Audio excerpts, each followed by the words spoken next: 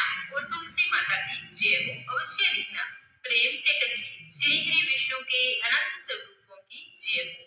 माघ मास के कृष्ण पक्ष में आने वाली एकादशी को षटतिला या पापहारिणी एकादशी के नाम से जाना जाता है। यह सब पापों का नाश करने वाली है। इस दिन तिल से बने हुए व्यंजन या फिर तिल से भरा हुआ पात्र दान करने से अनंत पुण्य फलों की प्राप्ति होती है। पद्म पुराण में बताया गया है कि तिलों को बोने से उनसे जितनी शाखाएं पैदा होती है उतनी 1000 वर्षों तक दान करने वाला व्यक्ति स्वर्ग लोक में प्रतिष्ठित रहता है। और षटतिला एकादशी का व्रत करने वाले व्यक्ति के घर में सुख सौभाग्य का वास होता है और वह खूब उन्नति करता है। उसे सभी प्रकार के पापों से मुक्ति मिलती है। जितना पुण्य कन्यादान, हजारों वर्षों की तपस्या और सोने के दान से मिलता है, उससे अधिक फल प्राणी को षटतिला एकादशी का व्रत करने से प्राप्त होता है।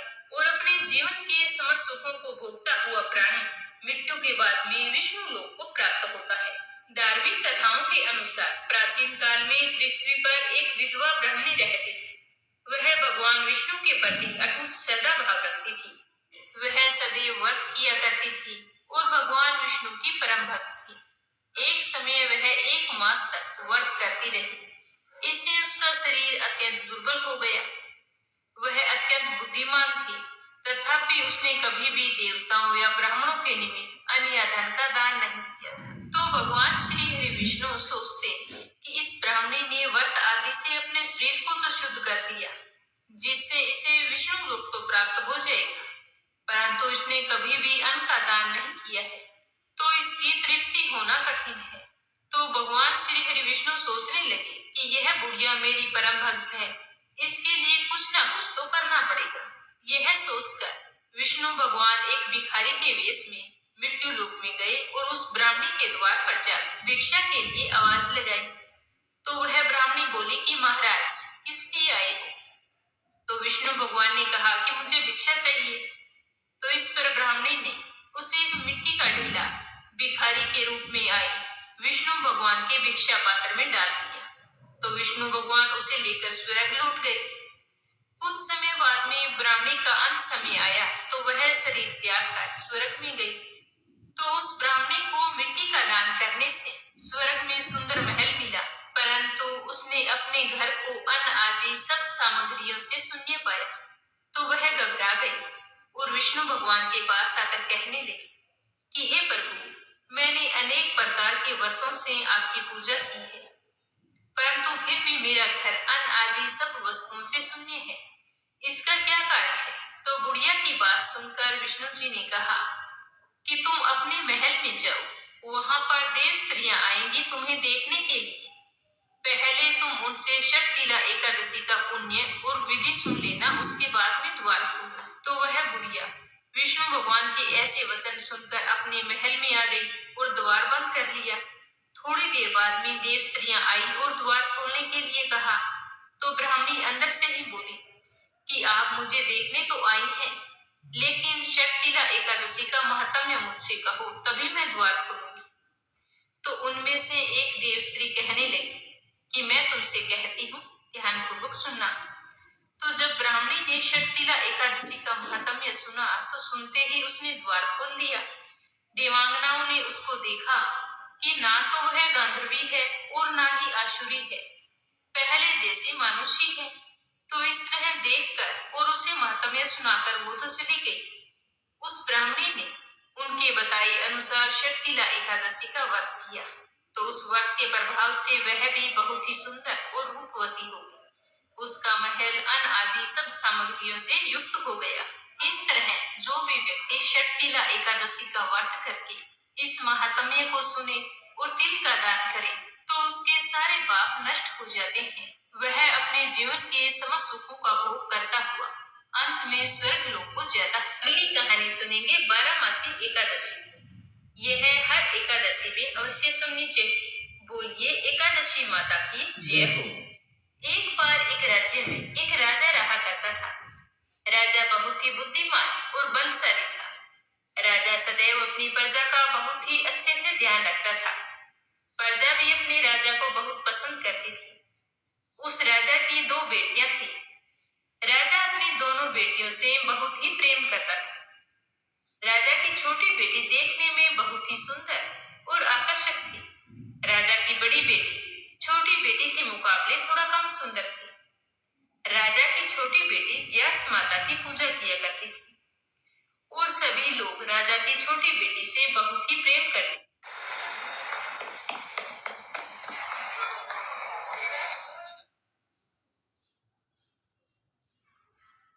और बहुत ही उसकी प्रशंसा किया करते थे। राजा भी अपनी छोटी बेटी को बड़ी बेटी से अधिक प्रेम करते थे। इसका कारण यह था कि राजा की छोटी बेटी का स्वभाव बहुत ही अच्छा था।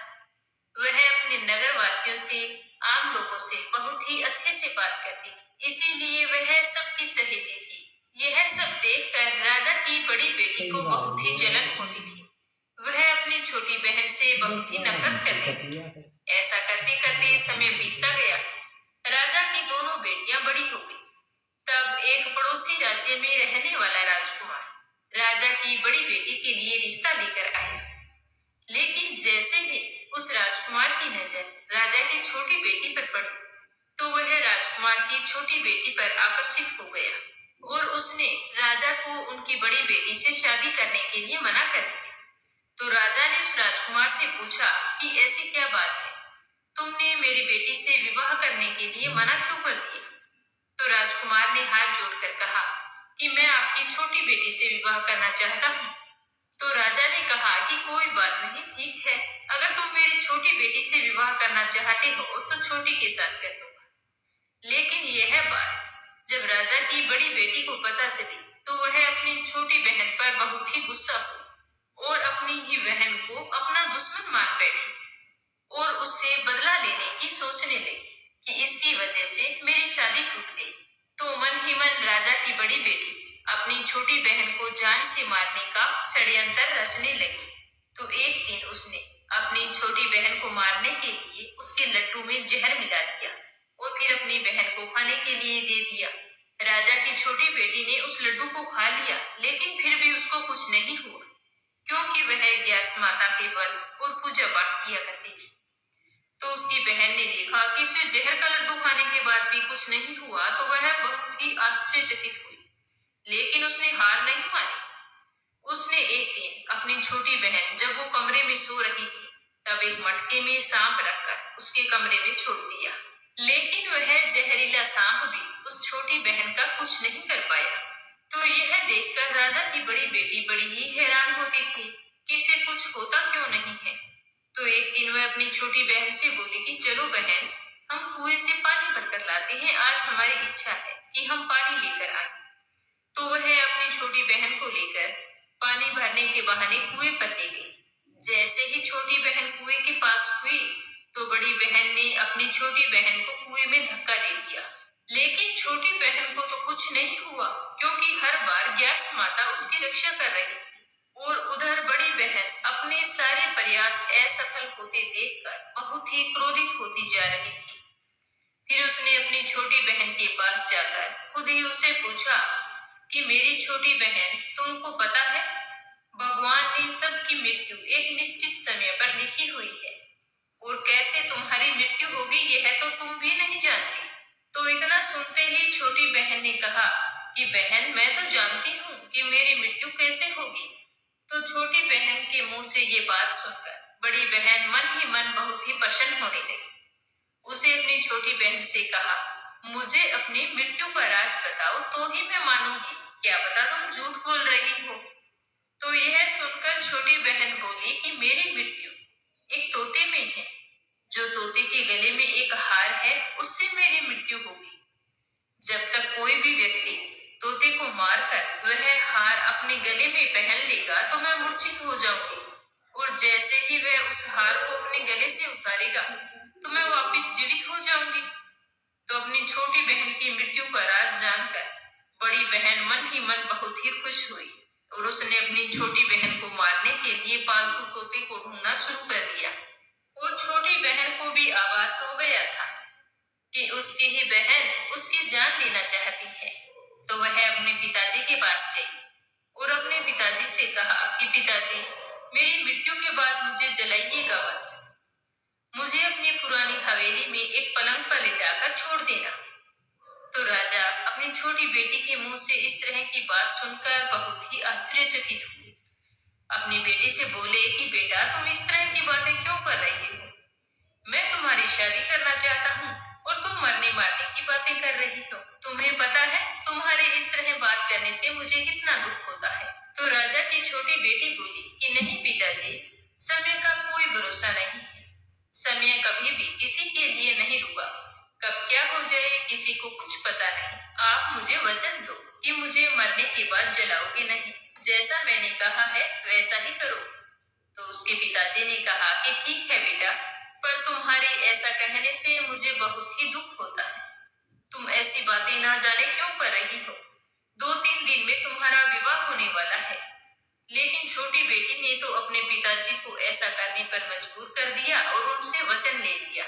2 दिन बीते कि शादी का दिन आ गया। जिस दिन राजकुमार बारात लेकर राजा के द्वार पर पहुंचा और राजकुमार और राजा की छोटी बेटी का विवाह होना शुरू हुआ।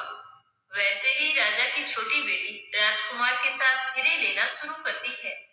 तो उसी समय उसकी बड़ी बहन अपनी छोटी बहन के कमरे में जाकर उसके तोते को पकड़ लेती है और उसे जान से मार देती है।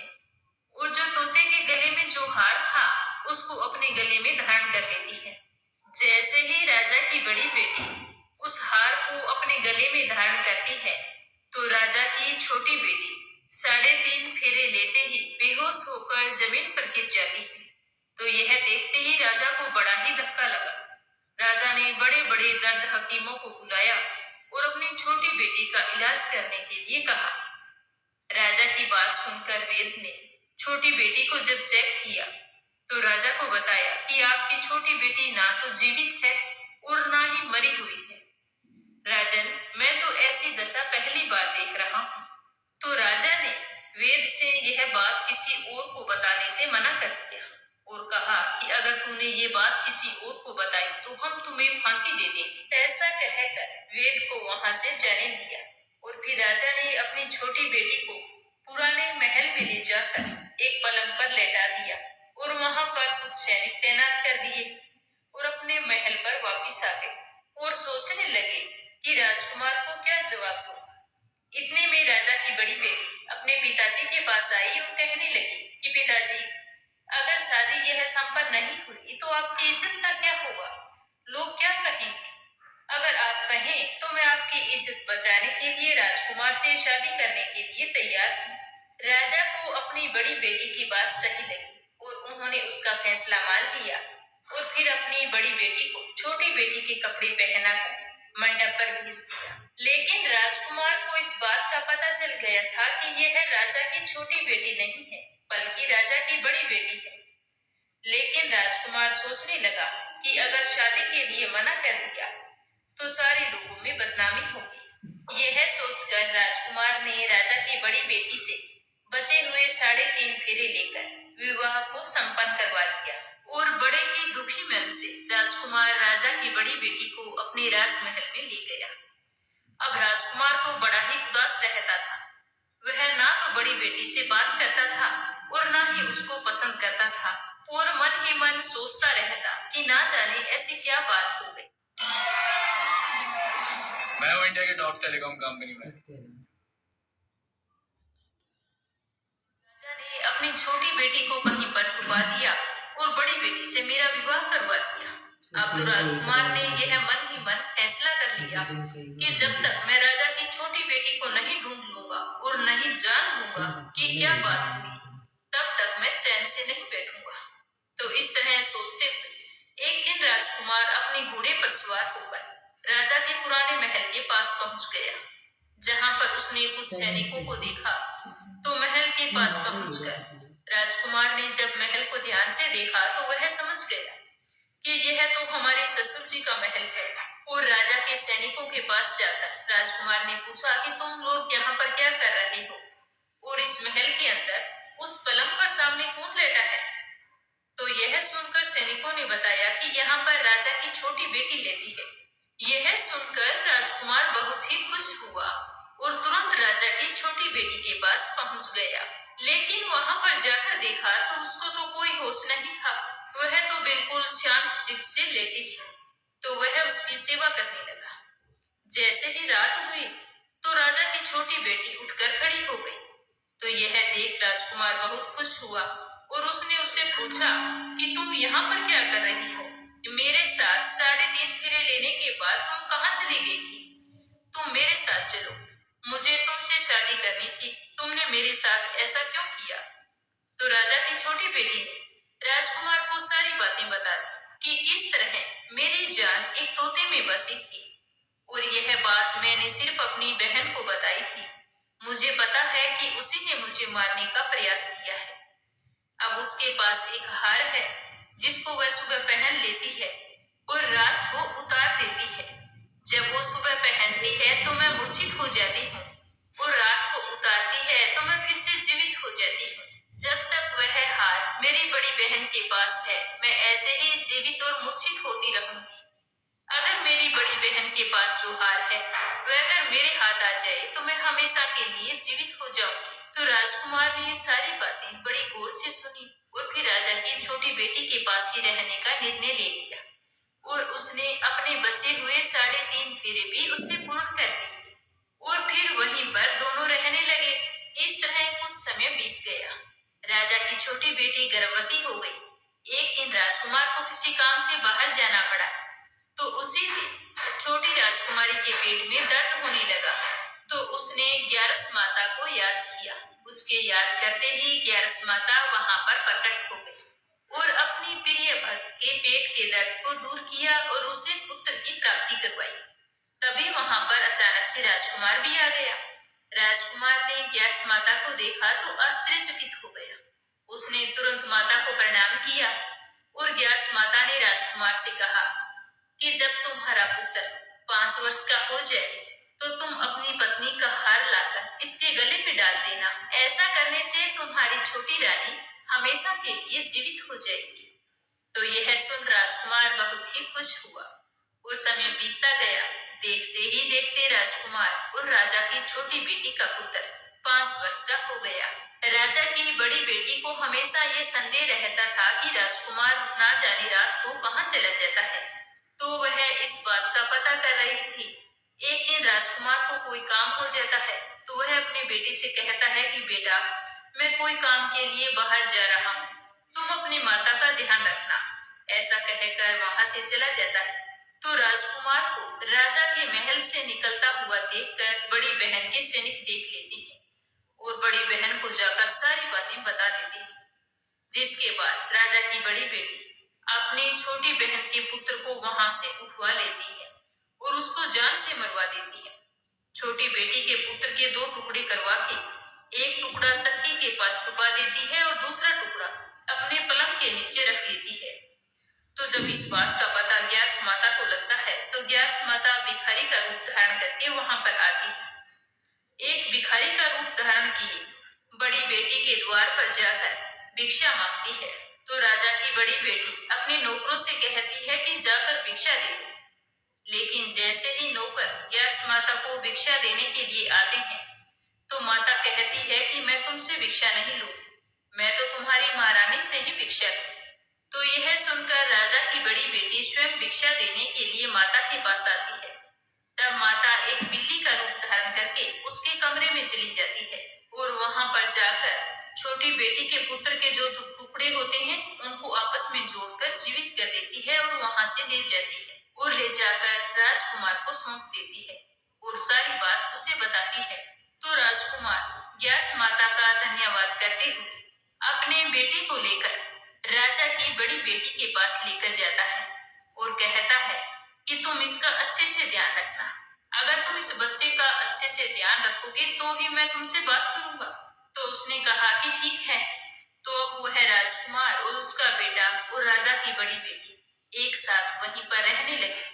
ऐसा करते करते कई दिन बीत गए। एक दिन राजकुमार अपने बेटे से कहता है कि बेटा, तुम जाओ और अपनी बड़ी माँ के गले में जो हार है उसे तुम मांग कर लाओ।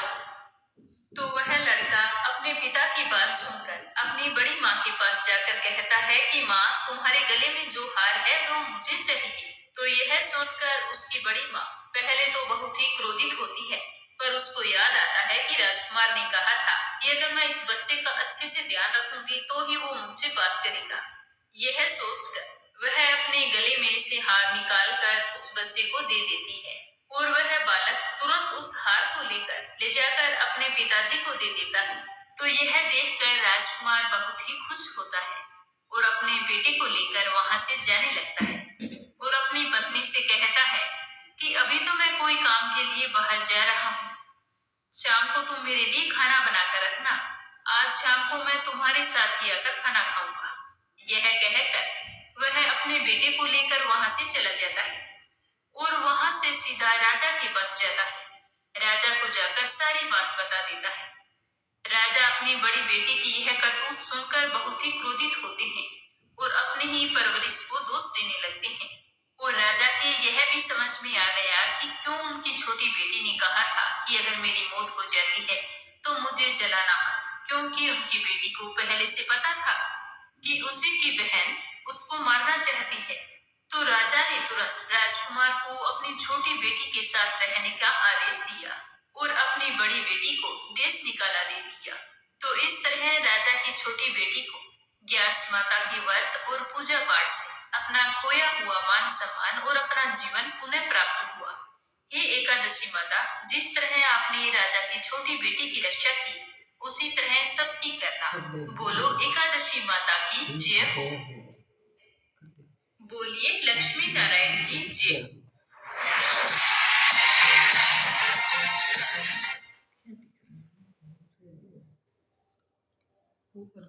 श्री हरि विष्णु लक्ष्मी जी से बोले कि देखो लक्ष्मी, लोगों में कितनी श्रद्धा भक्ति बढ़ गई है। सारे लोग सारा दिन नारायण नारायण करते रहते हैं। तो भगवान श्री हरि विष्णु की बात सुनकर लक्ष्मी जी बोली कि आपको पाने के लिए नहीं, मुझे पाने के लिए लोगों में भक्ति बढ़ गई है। तो लक्ष्मी जी की बात सुनकर श्री हरि विष्णु हंसते हुए कहने लगे कि लक्ष्मी, अगर आपके लिए लोगों में इतनी भक्ति बढ़ गई है तो वो नारायण नारायण क्यों करते हैं, लक्ष्मी लक्ष्मी का जाप क्यों नहीं करते हैं? तो यह सुनकर लक्ष्मी जी बोली कि चलो, आपको विश्वास ना हो तो परीक्षा हो जाए इस बात की, जिससे आपको अपने आप पता चल जाएगा कि लोगों में किसके लिए श्रद्धा भक्ति बढ़ गई है। तो श्री हरि विष्णु भगवान ने एक ब्राह्मण का रूप धारण करके एक गांव में चले गए और वहां जाकर एक घर का दरवाजा खटखटाया। तो घर के यजमान ने द्वार खोलकर पूछा कि आप कौन हैं और कहां से आए हैं। तो ब्राह्मण का वेश धारे श्री हरि विष्णु भगवान कहने लगे कि हम तो तुम्हारे नगर में परमात्मा के नाम का कथा कीर्तन करना चाहते हैं। तो यह सुनकर यजमान बोला कि ठीक है महाराज, जब तक कथा होगी तो आप मेरे घर में रुक सकते हैं। तो बाद में गांव के कुछ लोग इकट्ठा हुए और सभी को बता दिया कि यहाँ पर कथा का आयोजन किया जा रहा है। तो सारे लोगों ने तैयारियां शुरू कर दी। पहले दिन कथा सुनाई गई तो कुछ लोग आए, दूसरे दिन कथा की तो कुछ लोग और आ गए। इस तरह करते करते तीसरे चौथे दिन तक खूब भीड़ हो गई। तो विष्णु भगवान तो बहुत ही खुश हो गए और सोचने लगे कि देखो लोगों में कितनी भक्ति है और लक्ष्मी जी है कि इस बात को मानते भी नहीं है। उधर लक्ष्मी जी ने सोचा कि चलो चलकर देखा जाए कि स्वामी जी के क्या हाल है और पृथ्वी लोक पर क्या कुछ चल रहा है। तो यह सोचकर लक्ष्मी माता ने बूढ़ी माता का रूप धारण किया और उसी नगर में जा पहुंची जहां पर विष्णु जी गए हुए थे। तो वहां पहुंचकर लक्ष्मी जी ने एक द्वार खटखटाया। उसी समय उस दरवाजे से एक औरत बाहर निकली, उसके हाथ में ताला था।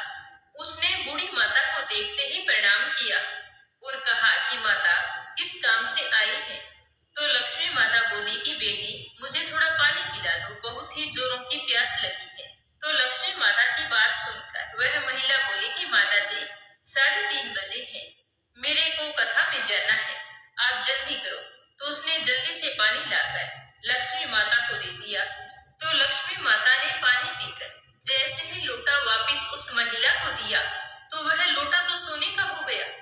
यह देखकर महिला सोच में पड़ गई कि लोटा तो पित्तल का दिया था, यह सोने का कैसे हो गया।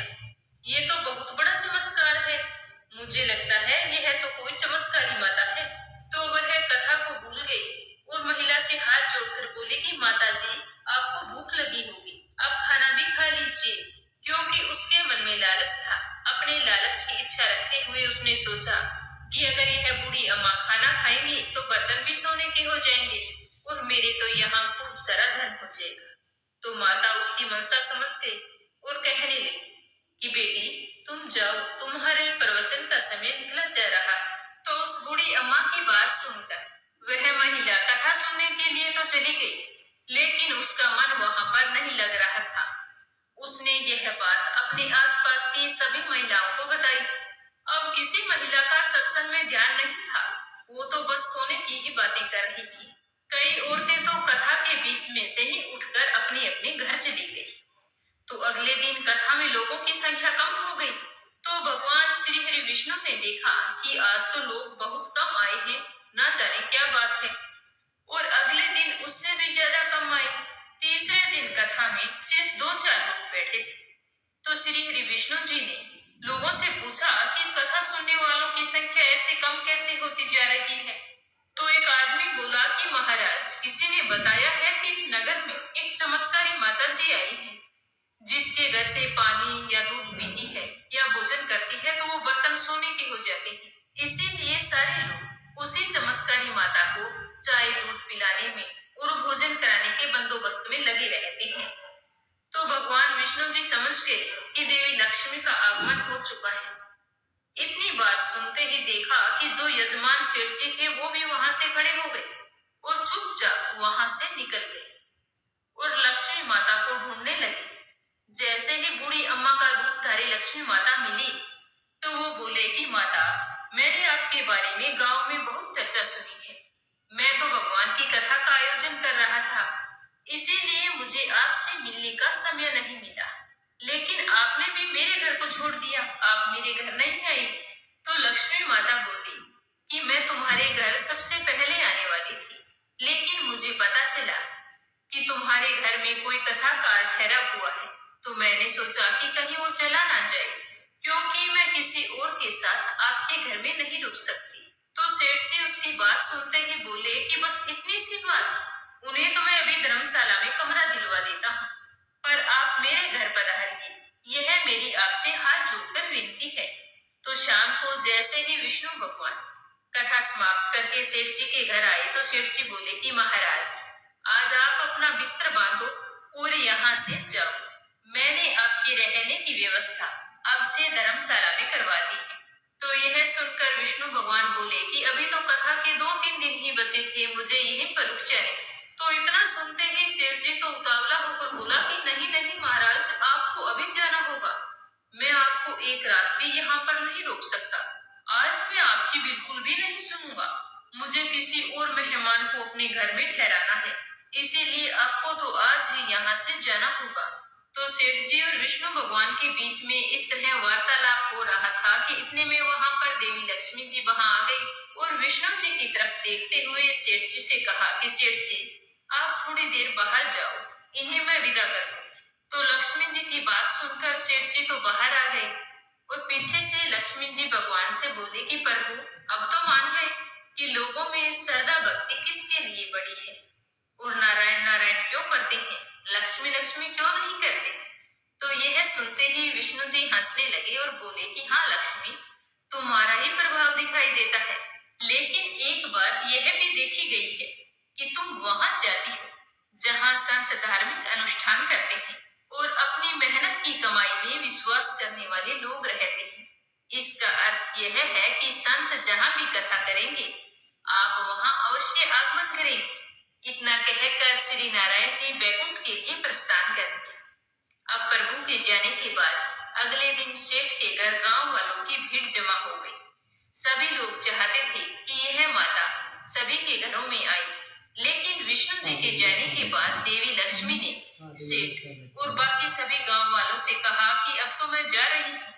तो सारे गांव वाले कहने लगे कि माता, हमसे ऐसी क्या भूल हो गई जो तुम हमारे घरों में आए बिना ही जा रही हो। तो माता ने कहा कि मैं वहीं रहती हूँ जहाँ नारायण का वास होता है। आपने तो नारायण को यहाँ से निकाल दिया, तो मैं यहाँ पर कैसे रह सकती हूँ। इतना कहकर वो चली गई। इसीलिए जहाँ श्री हरि विष्णु की पूजा होती है और उनका आगमन होता है, वहीं पर लक्ष्मी माता पधारती है। बोलिए राधा कृष्ण की जय। That's sweet banana. Thank you, thank you. इतनी भी नहीं जब जब बोलती ना मलिनी नाम की एक सुंदर अप्सरा थी जो माघ मास में प्रयाग में स्नान करके कैलाश पर जा रही थी। तब उसको मार्ग में जाते हुए हिमालय के कुंज से एक गिर राक्षस ने देख लिया। तो उस सोने जैसे तेज वाली, सुंदर कटी वाली, बड़े बड़े नेत्रों वाली, चंद्रमुखी, सुंदर केस और पीन पयोधर वाली सुंदर अप्सरा को देखकर उस राक्षस ने कहा कि हे सुंदरी, कमल नयनी, तुम कौन हो और कहां से आ रही हो? तुम्हारे वस्त्र और वेणी भीगे हुए क्यों हैं? तुम आकाश मार्ग से कहां जाती हो? और किस पुण्य के प्रताप से तुम्हारा शरीर ऐसा तेजस्वी और रूप मनोहर है? तुम्हारे गीले वस्त्र से मेरे मस्तक पर गिरे हुए एक बूंद जल से मेरे क्रूर मन को एकदम शांति प्राप्त हो गई है। इसका क्या कारण है? तुम बड़ी शीलवती प्रतीत हो रही हो। इसका कारण मुझे बताइए। तो यह सुनकर अप्सरा ने कहा कि हे राक्षस, सुनो, मैं काम रूपिणी अप्सरा हूँ। मैं प्रयाग में संगम में स्नान करके आ रही हूँ। इसी से मेरे वस्त्र भीगे हुए हैं और अब मैं कैलाश पर जा रही हूँ, जहाँ पर श्री शिव निवास करते हैं। त्रिवेणी के जल से मेरी सब क्रूरता दूर हो गई है, जिसके पुण्य के प्रभाव से मैं इतनी सुंदर और पार्वती जी की प्रिय सखी हूँ। जो आश्चर्य देने वाला उदाहरण मुझसे ब्रह्मा जी ने कहा था, सो सुनो। मैं कलिंग देश के राजा की वेश्या थी। रूप, लावण्य और सुंदरता में अपूर्व थी। मेरी सुंदरता पर सारा नगर मोहित था और मैंने अनेक प्रकार के भोग भोगे। अनेक प्रकार के वस्त्र और आभूषणों की घर में कोई कमी नहीं थी। कई कामी पुरुष आपस में स्पर्धा से ही मृत्यु को प्राप्त हो गए। इस तरह उस नगर में बड़ी सुंदरता से मेरा यौवन जीवन व्यतीत हुआ और मैं वृद्धावस्था को प्राप्त हुई। तब मेरे मन में विचार उत्पन्न हुआ कि मैंने अपनी सारी आयु पापों में ही व्यतीत कर दी। धर्म का कोई कार्य, दान, तप, यज्ञ आदि नहीं किया। शिव या दुर्गा जी की आराधना भी नहीं की और न ही कभी भगवान श्री हरि विष्णु का पूजन किया। अपनी सारी उम्र कुकर्मों में ही गुजार दी। इस प्रकार अशांत चित्त से मैंने एक ब्राह्मण की शरण ली, जो वेदों के ज्ञाता और ब्रह्मनिष्ठ था। मैंने उनसे पूछा कि हे ब्राह्मण, मेरा उद्धार किस प्रकार हो सकता है? हे महाराज, आप तो साधु, सज्जन, अच्छे और बुरे सभी पर दया करते हो। इसीलिए मुझ दीन पर भी कृपा करके मुझ जैसे कीचड़ में डूबी हुई को पकड़कर उभारिए। क्षीर सागर क्या हंस को ही दूध देता है, बतख को नहीं देता। तब वह ब्राह्मण, राजा का पुरोहित, इन सब बातों को सुनकर मुझ पर दया करके कहने लगा कि तुम बर्मा के क्षेत्र प्रयाग में जाकर माघ मास में त्रिवेणी संगम में स्नान कर, परंतु मन में अशुभ क्रिया का विचार भी मत करना। पापों के नाश के लिए महर्षियों ने तीर्थ स्थान से अधिक और कोई प्रयासित नहीं बतलाया। प्रयाग में स्नान करने से तुम अवश्य ही पवित्र होकर स्वर्ग को जाएगी। हे भामिनी, पुराने समय में गौतम ऋषि की स्त्री को देखकर इंद्र ने काम के वशीभूत होकर कपट भेष में उससे भोग किया था। तो गौतम ऋषि ने उसे श्राप दिया और उसका शरीर अत्यंत लज्जायुक्त हजारों भागों वाला हो गया। तब इंद्र नीचे मुंह करके अपने पाप कर्म की बुराई करने लगा। मेरु पर्वत के शिखर पर स्वच्छ जल वाले सरोवर पर एक स्वर्ण कमल से भरे हुए कोटर में घुस गया और अपने पाप को धिक्कारता हुआ कामदेव की बुराई करने लगा कि यह सब पापों का मूल है। इसके ही वशीभूत होकर मनुष्य नरक में जाते हैं और अपने धर्म, कीर्ति, यश और धैर्य का नाश करते हैं। इंद्र ऐसा सोच ही रहा था कि इंद्र के बिना सारा देवलोक शोभाहीन हो गया। तब देवता, गंधर्व, किन्नर, लोकपाल, इंद्राणी सहित गुरु बृहस्पति जी से जाकर पूछने लगे कि हे महाराज, इंद्र के न रहने से स्वर्ग ऐसा शोभाहीन हो गया है जैसे सब पुत्र के बिना श्रेष्ठ कुल हो जाता है। इसीलिए स्वर्ग की शोभा के लिए कुछ न कुछ सोचिए। इस विषय में देर नहीं लगनी चाहिए। तो गुरुदेव कहने लगे कि इंद्र ने बिना सोचे विचारे जो कर्म किया है वह उसी का फल भोग रहा है। मैं यह सब कुछ जानता हूँ। फिर गुरुदेव ने उन सब को साथ लेकर स्वर्ण कमलों से युक्त बड़े सरोवर में इंद्र को देखा, जिसका मुख मलिन और आंखें बंद थी। तब इंद्र ने गुरुदेव के चरणों को पकड़कर कहा कि हे गुरुदेव, इस पाप से उद्धार करके आप मेरी रक्षा कीजिए। तब गुरुदेव ने इंद्र से कहा कि प्रयाग में स्नान करने से तुम पाप मुक्त हो जाओगे। तब इंद्र सहित सबने प्रयाग में जाकर संगम में स्नान किया और त्रिवेणी स्नान से इंद्र पाप मुक्त हो गए। तब गुरुदेव ने इंद्र को वरदान दिया कि तुम्हारे शरीर में जितने भी भाग हैं, सब नेत्र हो जाए। तब इंद्र गुरुदेव के वरदान से हजारों नेत्रों से ऐसा सुशोभित हुआ जैसे मानसरोवर में कमल शोभायमान होता है। इस तरह बताते हुए वह अप्सरा कहने लगी कि हे राक्षस। वह ब्राह्मण कहने लगा कि इंद्र इस प्रकार अपनी अमरावतीपुरी को गया। सो हे कल्याणी, तुम भी देवताओं से सेवा किए जाने वाली प्रयाग में माघ मास में स्नान करके निष्पाप होकर स्वर्ग में जाओगे। तो जैसे ही ब्राह्मण के मुख से मैंने ऐसे वचन सुने, तो मैं बहुत ही खुश हुई और उस ब्राह्मण को प्रणाम करके वहां से घर लौट आई। घर में आकर सब भाई बंधुओं नौकर जाकर धन आदि को त्याग कर शरीर को नष्ट होने वाली वस्तु समझकर घर से निकली और फिर माघ मास में गंगा यमुना के संगम पर जाकर स्नान किया। सो हे निशाचर, 3 दिन के स्नान से मेरे सब पाप नष्ट हो गए और 27 दिन के पुण्य से मैं देवता हो गई और पार्वती जी की सखी होकर सुख से निवास करती हूँ। इसीलिए मैं प्रयाग के महात्म्य को याद करके सब देवताओं सहित माघ मास में प्रयाग में स्नान करती हूँ। सो मैंने अपना यह सब वरदान तुमसे कहा, पर अब तुम मुझे बताओ कि तुम इस योनि में कैसे पड़े और इतने कुरूप होने का क्या कारण है। तुम्हारी दाढ़ी और मूंछें बहुत बड़ी बड़ी हो गई है और पार्वती की गुफा में वास करते हो। तो वह राक्षस कहने लगा कि हे बद्रे, सज्जनों से गुप्त बात कहने में कभी कोई हानि नहीं होती, इसीलिए मैं तुम्हें सब कुछ बताऊंगा। मुझे कोई संशय नहीं रहा। मुझे पूर्ण विश्वास है कि मेरा उद्धार तुमसे ही होगा, इसीलिए मैं अपना सारा वृत्तांत तुमसे कहता हूँ। मैं काशी में वेदों का ज्ञाता था और बड़े उच्च कुल के ब्राह्मण के घर में मैंने जन्म लिया था। मैंने राजा, पापी, शूद्र तथा वेश्यों से अनेक प्रकार के दान लिए थे। मैंने दान लेने में चंडाल को भी नहीं छोड़ा। उस जन्म में मैंने कोई धर्म का कार्य नहीं किया, वहीं पर ही मृत्यु को प्राप्त हो गया। तीर्थ स्थान पर मरने के कारण नरक में नहीं गया। पहले 2 बार गिद्ध योनि में, 3 बार व्याघ्र योनि में और 2 बार सर्प योनि में और 1 बार उल्लू की योनि प्राप्त हुई और अब मैं 10वीं बार राक्षस हुआ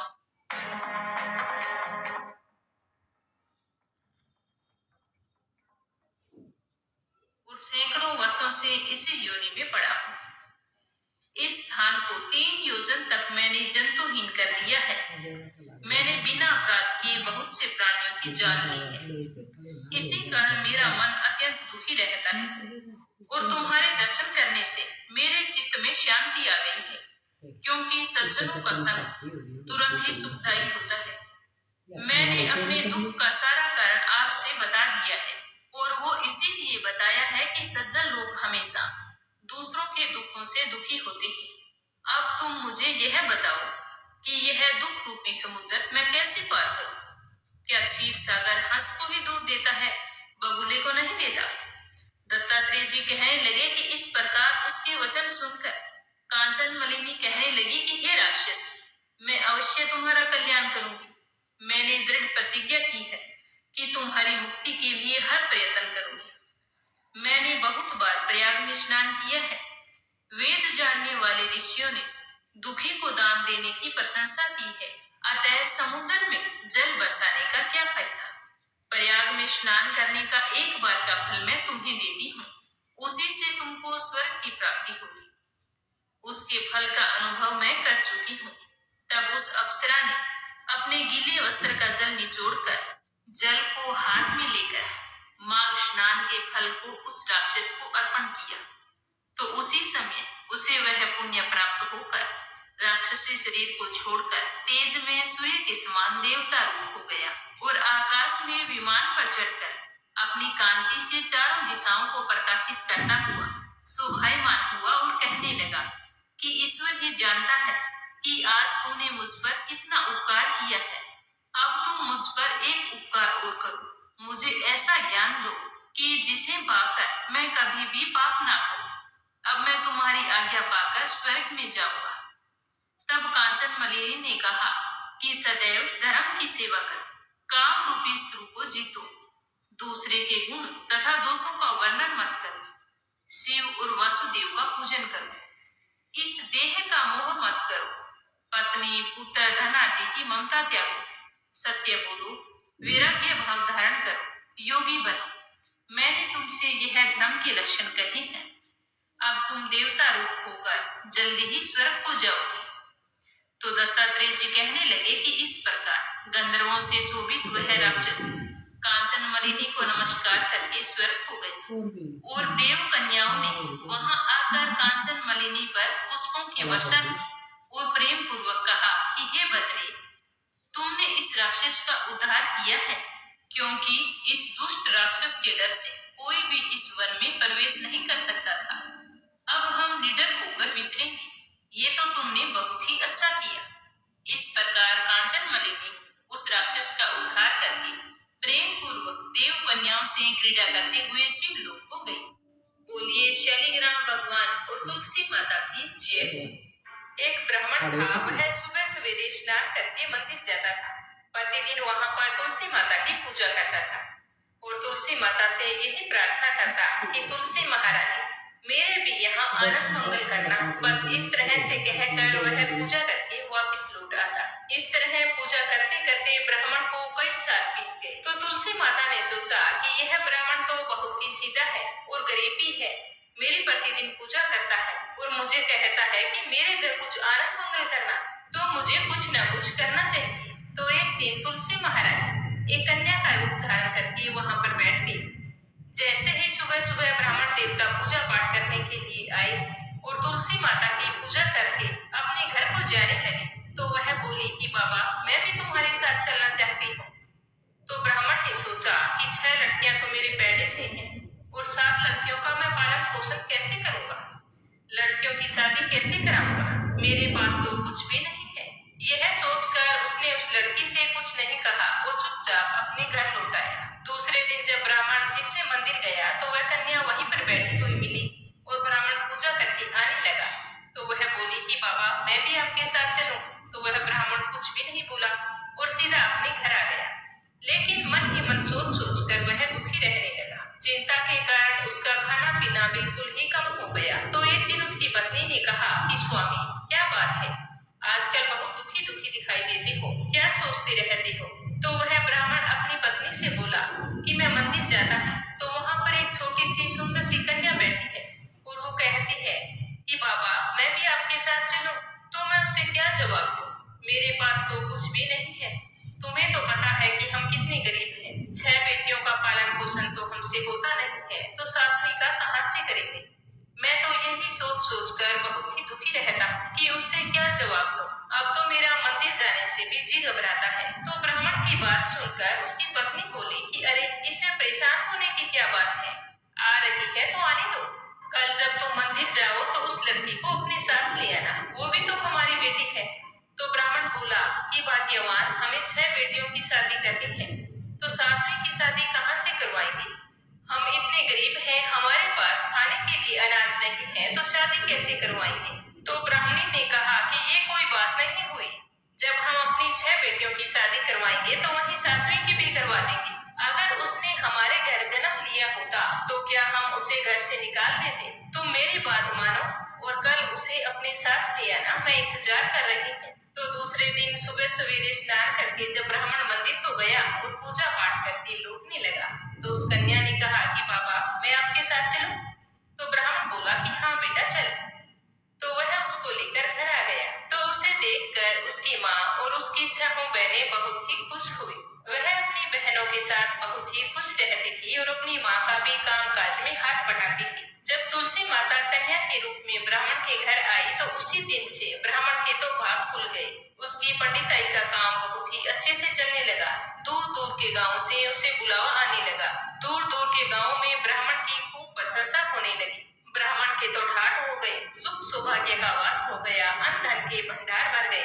एक दिन ब्राह्मण ने अपनी पत्नी से कहा कि हमारी सातवीं बेटी तो बहुत ही भाग्यशाली है, उसके आने से हमारे दो भाग खुल गए हैं। तो ब्राह्मणी बोली कि आप बिल्कुल सच कह रही हैं स्वामी, मैं भी आपसे एक बात कहना चाहती हूँ। हमारी सातों बेटियां विवाह योग्य हो गई हैं, अच्छे से घर वर तलाश करके उनकी शादी कर दीजिए। तो ब्राह्मण ने कहा कि यह तो तुम बिल्कुल ठीक कह रही हो। तो दूसरे दिन जब ब्राह्मण पूजा अर्चना करने के बाद भी तैयार होकर कहीं जा रहे थे, तो सातवीं बेटी ने कहा कि बाबा आज तैयार होकर आप कहाँ जा रहे हैं। तो ब्राह्मण ने सारी बात बताई।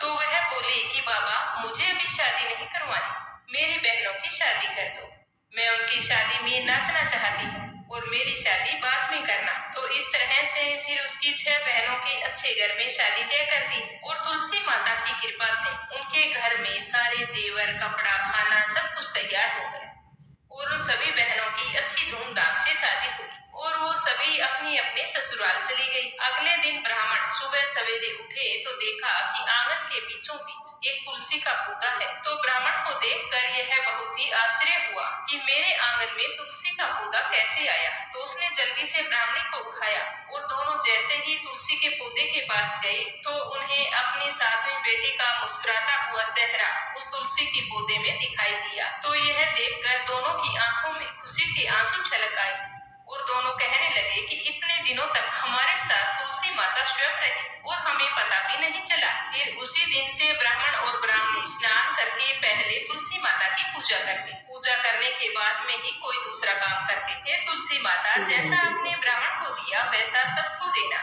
जैसा आनंद मंगल उनके घर में किया वैसे हमारे भी करना, सुख सौभाग्य बनाए रख।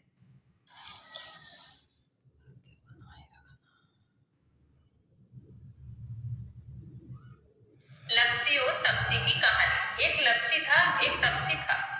तपसी हमेशा भगवान की तपस्या करता था, लेकिन उसे चोरी करने की आदत थी। लप्सी हमेशा सवा सेर की लापसी बनाता और पहले भगवान को भोग लगाता, उसके बाद में स्वयं भोजन करता। दोनों भाइयों का यही नियम था। तो एक दिन कोई बात को लेकर दोनों में कहासुनी हो गई। तो तपसी बोला कि मैं रोजाना भगवान की तपस्या करता हूँ, इसीलिए मैं बड़ा हूँ। तो लप्सी बोला कि मैं रोज भगवान को सवा सेर लापसी का भोग लगाता हूँ, इसीलिए मैं बड़ा हूँ। ऐसा कहते हुए दोनों जोर जोर से लड़ने लगे। तभी वहां से नारद जी गुजर रहे थे। दोनों को लड़ता हुआ देखकर वहां आए और उनसे पूछा कि तुम दोनों लड़ क्यों रहे हो। तो दोनों ने अपने आप को बड़ा बताया और साथ में बड़ा होने का कारण भी बताया। तो नारद जी बोले कि मैं तुम्हारा फैसला कर दूंगा, कल आऊंगा, बता दूंगा कि कौन बड़ा है। दूसरे दिन लप्सी और तपसी नहाकर अपनी रोज की भक्ति करने आए। तो नारद जी ने छुपकर 1.25 करोड़ की एक एक अंगूठी उन दोनों के आगे रख दी। जैसे ही भक्ति करते हुए तपसी की नजर उस अंगूठी पर पड़ी तो उसने चुपचाप से उठाई और अपने पैर के नीचे दबा ली। लप्सी की नजर अंगूठी पर पड़ी, लेकिन उसने ध्यान नहीं दिया। उसने पहले भगवान को भोग लगाया और फिर स्वयं भोजन करने के लिए बैठ गया। थोड़ी देर बाद नारद जी सामने आए तो दोनों ने पूछा कि अब बताओ हम में से कौन बड़ा है। तो नारद जी ने तपसी से खड़ा होने के लिए कहा। तो वो खड़ा हुआ तो उसके पैर के नीचे दबी हुई अंगूठी दिखाई दी। तो नारद जी ने तपसी से कहा, तपस्या तो तुम करते हो, इतनी तपस्या करने के बाद भी तुम्हारी चोरी करने की आदत नहीं गई। ये अंगूठी मैंने ही तुम दोनों के आगे रखी थी। मैं ये देखना चाहता था कि तुम दोनों में से किनके मन में लालच है। तो तूने तो अंगूठी दिखाई पड़ते ही जड़ से अपने पैर के नीचे दबा दी। लेकिन लप्सी का ध्यान अंगूठी पर जाने के बाद भी लप्सी ने अंगूठी को ना ही उठाया और ना ही ध्यान किया। उसने सिर्फ अपने भगवान जी में ही ध्यान रखा, उन्हें भोग लगाया और बाद में स्वयं भोजन करने लगा। इसीलिए लप्सी बड़ा है और तुम्हें तुम्हारी तपस्या का कोई भी फल नहीं मिलने वाला। जितनी चाहे मर्जी तुम तपस्या कर लो, तुम्हें इसका कोई भी फल नहीं मिलेगा। तो तपसी को यह सुनकर बहुत ही दुख हुआ और वह शर्मिंदा होकर नारद जी से माफी मांगने लगा और कहने लगा कि आज तक की मेरी गलती माफ करो और मुझे बताओ कि मुझे मेरी तपस्या का फल कैसे मिलेगा। आज के बाद कभी भी मैं चोरी नहीं करूंगा। तो नारद जी ने कहा कि यदि कोई गाय और कुत्ते की रोटी नहीं बनाएगा तो उसका फल तुझे मिलेगा। यदि कोई आदमी ब्राह्मण को भोजन करवाकर उसे दक्षिणा नहीं देगा तो उसका फल भी तुझे ही मिलेगा। अगर किसी को सूट केवल साड़ी अगर हम देते हैं, उसके ऊपर अगर भेंट स्वरूप कुछ रुपए नहीं देंगे तो उसका फल भी तुझे ही मिलेगा। अगर कोई व्यक्ति दिए से दिया जलाएगा तो उसका फल भी तुझे ही मिलेगा। अगर कोई औरत आंगन लीपकर चौका नहीं लीपेगी तो उसका फल भी तुझे ही मिलेगा। यदि कोई वर्त कथा में सारी कहानी सुन ले लेकिन तुम्हारी कहानी ना सुने तो उसका फल भी तुझे ही मिलेगा। उसी दिन से हर वर्त कथा और कहानी के साथ लपसी तपसी की कहानी कहीं और सुनी जाती है। तो ये थी शक्तिला एकादशी व्रत में सुनी जाने वाली संपूर्ण वर्त कथा। हे विष्णु भगवान, हे कृष्ण कन्हैया, कथा कहने में, सुनने में या सुनाने में अगर कोई गलती हो गई हो तो हमें क्षमा करना और आपकी कृपा दृष्टि हम सब पर बनाए रखना। जय श्री कृष्ण। राधे राधे।